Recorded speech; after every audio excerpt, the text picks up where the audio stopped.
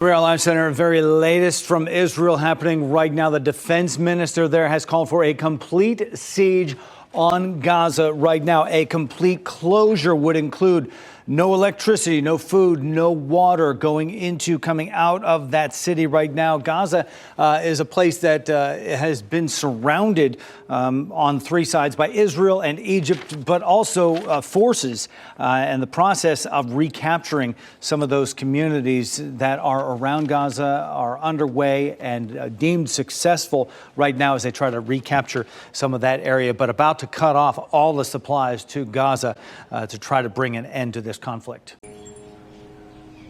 As the full scope of the deadliest attack on Israel in decades comes into focus. This is an attack that I don't think anyone saw coming. The State Department confirming that at least 9 Americans have been killed, with more U.S. citizens still missing. Lawmakers briefed on the rapidly developing situation. Americans who managed to make it out of Israel describing scenes of horror. There were rockets above us all day. Israeli officials say at least 700 people have been killed in what they're describing as their nation's 9/11.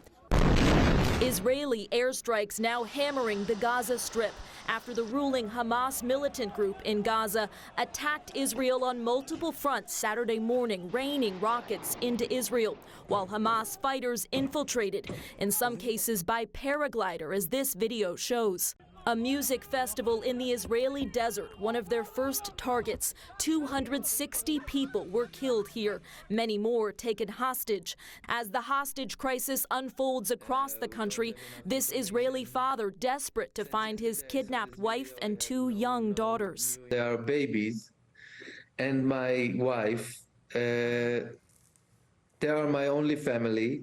The Defense Department announcing the U.S. is sending military assets closer to Israel to deter any further attacks, while U.S. officials are not ruling out using the assets to help one of America's closest allies in its fight against Hamas.